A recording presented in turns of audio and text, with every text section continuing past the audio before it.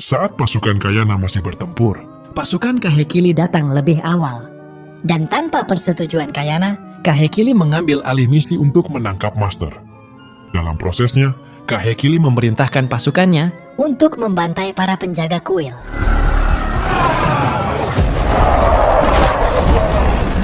pada malam harinya, Kahekili berhasil menangkap Raja Oahu yang selama ini dikendalikan oleh Master. Kahekili lalu mengeksekusi raja, sehingga mulai sekarang, Kahekili bisa menguasai Oahu. Kayana pun menentang tindakan Kahekili karena musuh mereka yang sebenarnya adalah Master. Selain itu, Kayana juga curiga. Kenapa Kahekili tiba-tiba mengabaikan keberadaan Master? Dari sinilah Kayana meyakini Bahwa Kahekili telah memanipulasinya agar ia bisa merebut kerajaan Oahu.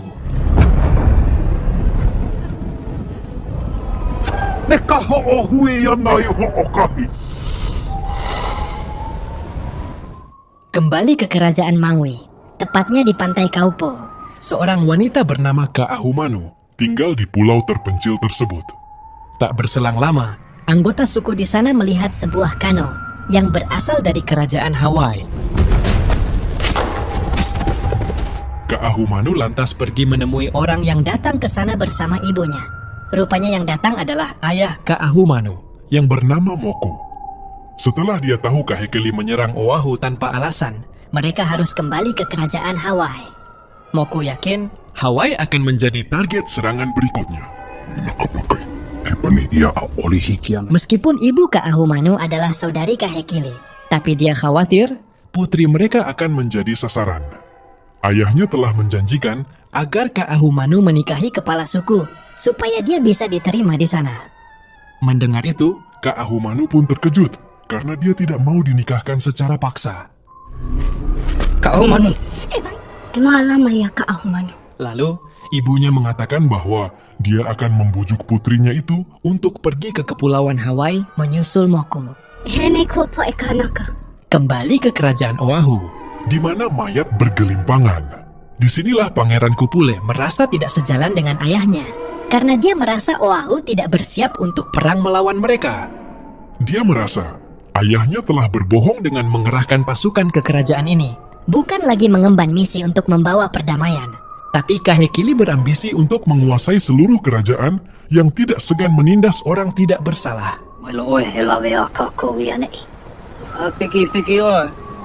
Sementara itu, Kayana dan saudara-saudaranya terjebak di kerajaan tersebut. yang diawasi oleh antek-anteknya Kahekili.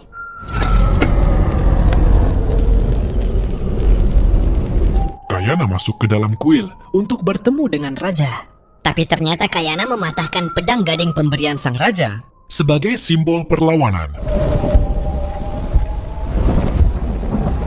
Beberapa tentara Kahekili pun berhasil dihabisi agar Kayana dan saudara-saudaranya bisa kabur dari kerajaan tersebut.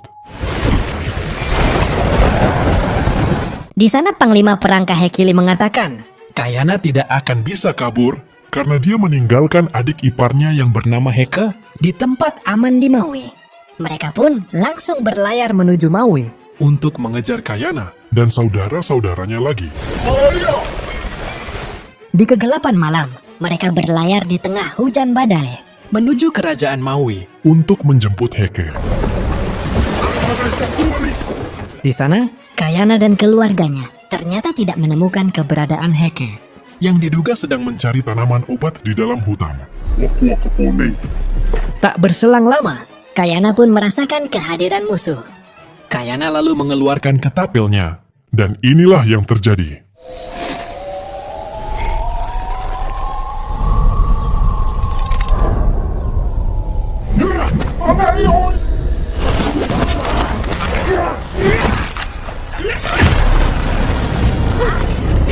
Kemudian, Kayana memutuskan untuk mengalihkan perhatian mereka agar istrinya, Namake dan Nahi, bisa mencari keberadaan Heke. Aksi kejar-kejaran pun terjadi.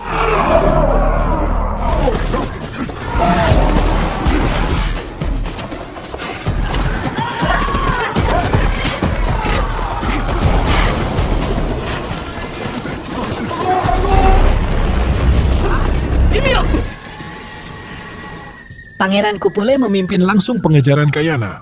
Tapi dia memerintahkan anak buahnya tidak boleh membunuh Kayana. Cukup ditangkap hidup-hidup dan diseret ke hadapannya. Di saat yang sama, Ada sekelompok pedagang kulit putih yang mampir ke wilayah Maui demi mencari makanan. sementara itu, Ka Ahumanu terlihat bimbang ketika ibunya membujuk dia agar pergi ke Hawaii untuk menikah dengan kepala suku. Di tengah kebimbangannya, dia bertemu dengan Taula untuk meminta nasihat si peramal ini. Di sana Ka Ahumanu mengaku pernah tinggal di istana, dan dia tidak mau menikah dengan kepala suku Hawaii.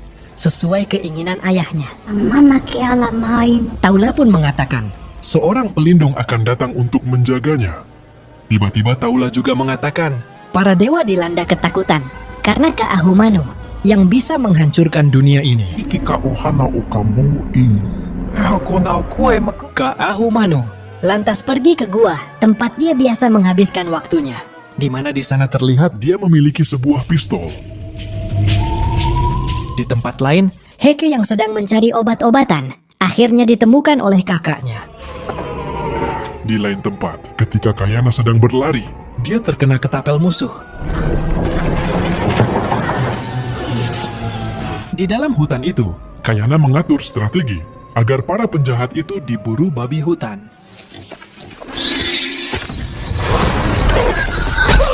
Kayana melanjutkan pelariannya hingga dia masuk ke dalam gua. Disinilah Kayana ditemukan oleh Ka Ahumanu yang membawanya ke tempat perlindungan. Sementara itu, Pangeran Kupule dan pasukannya pun kehilangan jejak. mereka tidak berhasil menemukan keberadaan Kayana. Kayana akhirnya kembali bangun. Setelah cukup lama beristirahat di gua, tempat Ka Ahumanu tinggal.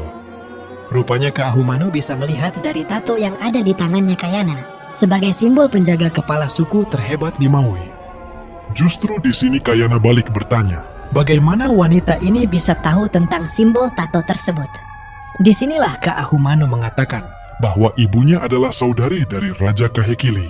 meski seorang bangsawan, Ka Ahumanu tidak menganggap Kahekili sebagai keluarganya karena dia lahir di gua Seperti gua ini, Ka Ahumanu memilih untuk sembunyi. karena ayahnya seorang kepala suku di kerajaan Hawaii.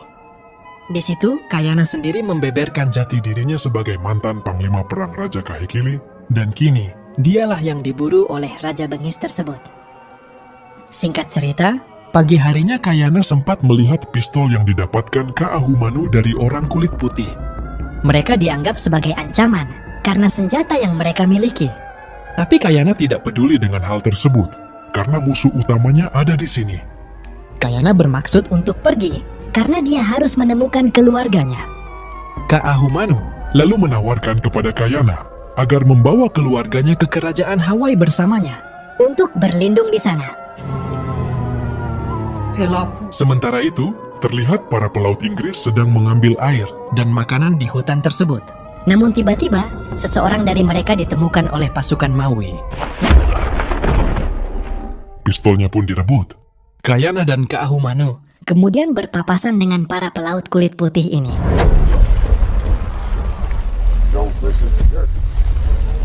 Salah satu dari mereka yang Bernama Marley melepaskan tembakan. tapi Kayana tidak membalasnya, justru menyelamatkan kapten kapal tersebut. Dari ancaman anak buah Kupule. Karena merasa bukan musuhnya, Kayana tidak mau meladeni para pelaut kulit Putih itu.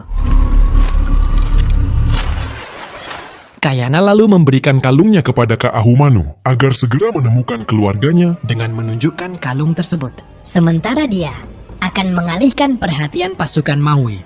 Di bawah pimpinan Pangeran Kupule. Akhirnya, Ka Ahumanu berhasil menemukan istri dan saudara-saudaranya Kayana.